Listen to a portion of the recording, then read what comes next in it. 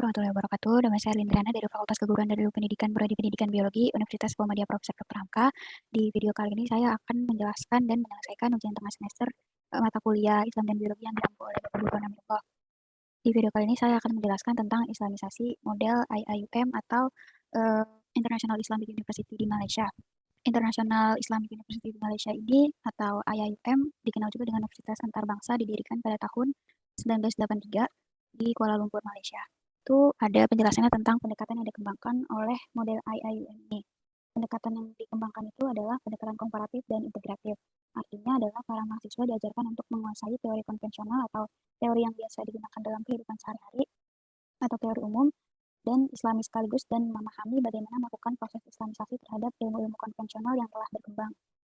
Lalu di Islamisasi model IIUM ini terdapat teknik islamisasi yang dibagi menjadi beberapa tingkat. Yang pertama ada Islamisasi tingkat rendah, Islamisasi tingkat menengah, Islamisasi tingkat tinggi, dan Islamisasi tingkat sangat tinggi. Di Islamisasi tingkat rendah terdapat dua tahap, yaitu tahap akseptif dan suportif. Pada tahap akseptif ini adalah tahap menerima, menegaskan, atau mendukung apapun yang dianggap penting untuk diketahui yang berasal dari pengetahuan sekuler tanpa ada upaya untuk mengembangkannya. Lalu di tahap yang kedua atau tahap produktif ini adalah tahap yang terlibat aktif dalam untuk melakukan riset atau publikasi. Lalu di tahap yang kedua, tahap islamisasi tingkat menengah, ada beberapa tahap, yaitu yang pertama tahap adoptif adalah memakai hal-hal yang dianggap berguna dalam pengetahuan manusia kontemporer. Hal ini diterapkan setelah melakukan analisis apakah relevan dengan pemikiran dari kaya sarjana muslim masa lalu ataupun saat ini. Lalu tahap yang kedua itu adalah tahap adaptif, yaitu beradaptasi dengan hal-hal konvensional yang telah ada tanpa merusak nilai atau norma Islam.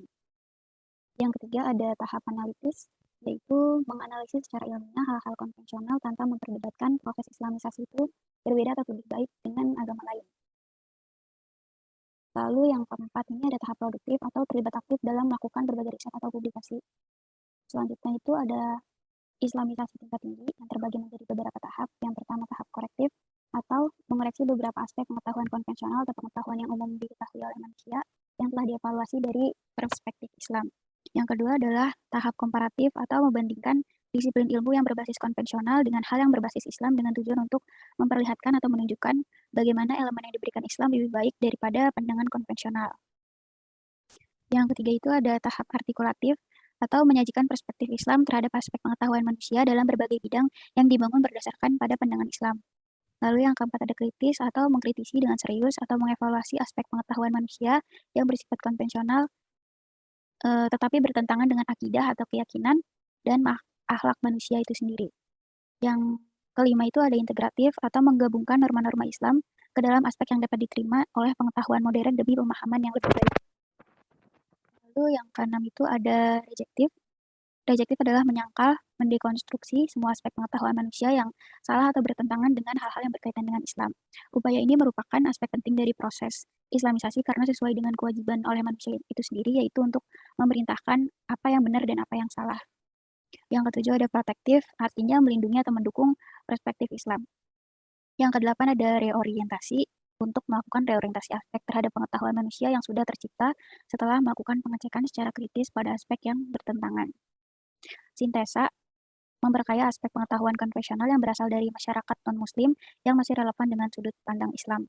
Jadi maksud di tahap yang ke-9 atau di sintesa ini adalah memperbanyak ilmu umum, ilmu konvensional yang berasal dari masyarakat non-muslim, tetapi yang masih relevan dengan sudut pandang yang diterapkan oleh masyarakat muslim itu sendiri. Lalu selanjutnya di tahap yang terakhir itu adalah tahap produktif, yaitu sama seperti di tingkat yang sebelum-sebelumnya, tingkat islamisasi rendah dan tapi tingkat menengah. Produktif ini artinya adalah terlibat dalam penelitian atau publikasi. Lalu yang terakhir adalah islamisasi tingkat sangat tinggi.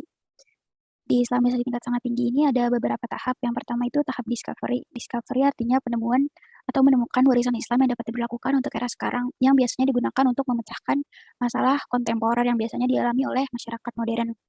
Yang kedua itu, tahap yang kedua adalah invensi atau menghasilkan penemuan baru yang dibutuhkan dalam bentuk pengetahuan yang mungkin saja masih memiliki potensi ekonomi yang tinggi.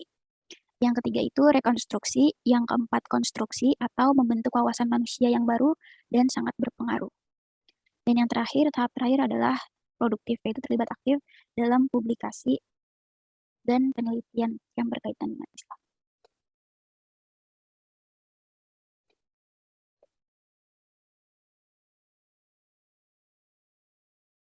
Mungkin itu saja yang bisa saya tampilkan.